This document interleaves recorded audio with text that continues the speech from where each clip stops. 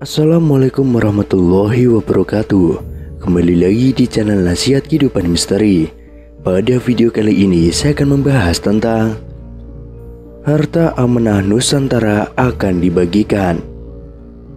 Sejarah harta amanah ini sebenarnya tidak terlalu rumit untuk dikaji, karena apa yang telah dilakukan Soekarno adalah melupakan pekerjaan meneruskan tugas leluhur dan nenek moyang Nusantara.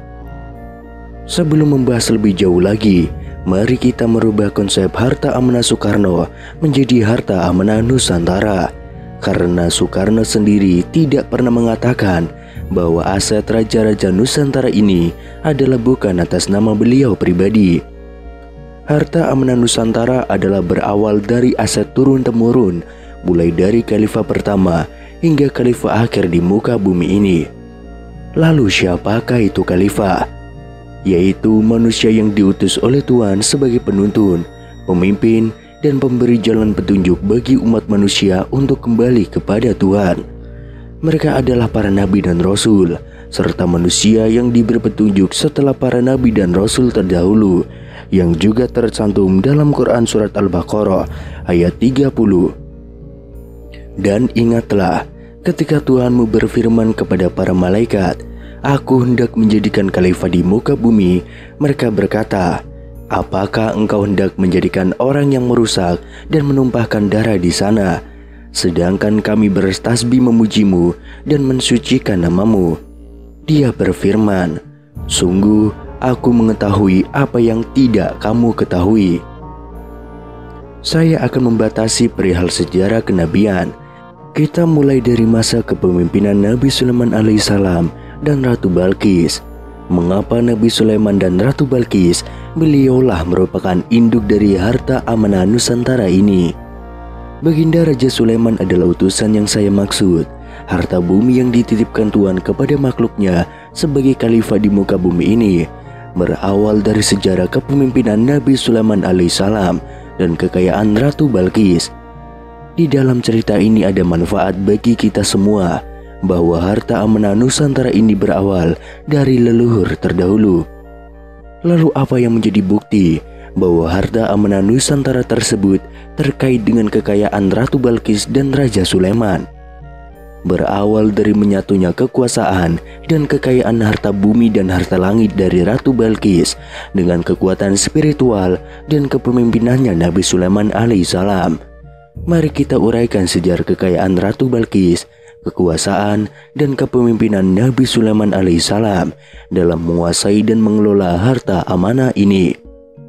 Salah satu bukti situs merupakan rasa hormat dan cinta Nabi kepada Ratu Balqis adalah Candi Borobudur yang dipindahkan dalam satu kedipan mata atas perintah Nabi Sulaiman dalam rangka memenuhi permintaan Ratu Balqis untuk memindahkan istana Ratu Balqis.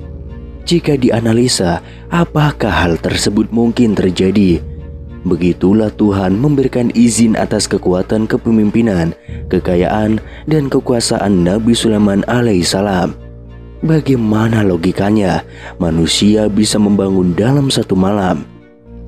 Demikianlah sekilas sejarah harta amanah Nusantara berawal dari para nabi.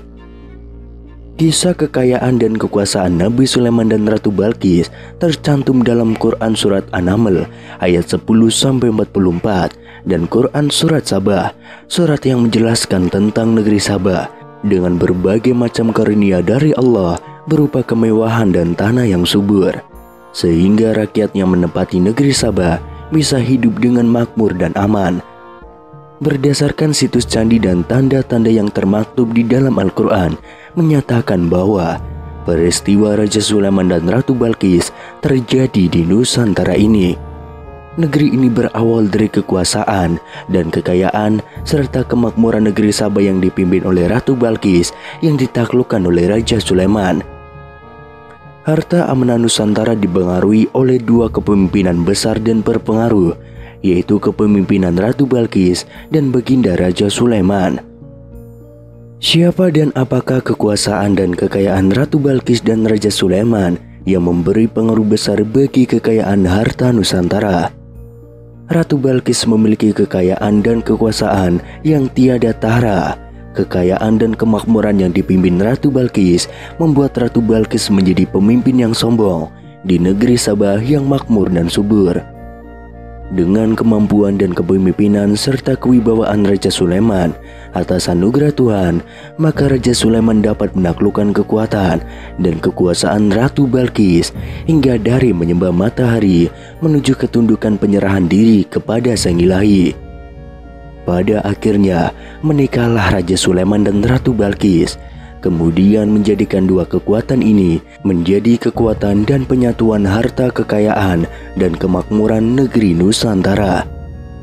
Ratu Balqis memiliki kekuatan dalam ilmu dunia dan kegaiban, di mana beliau mampu mengelola secara teknologi dari ilmu pengetahuan, pertambangan, ekonomi, strategi perang, pemanfaatan secara gaib dan nyata, perihal pengelolaan dan penguasaan sumber daya alam dan manusia di negerinya. Saat itu rakyat dan pemerintahan negeri Sabah makmur dan sejahtera. Tanah negeri pun subur, hasil berlimpah, tambang, minyak bumi, batu mulia, berlian, intan, permata, dan kekayaan tumbuhan dan hasilnya. Negeri yang indah dan berlimpah ruah di bawah kepemimpinan Ratu Balqis.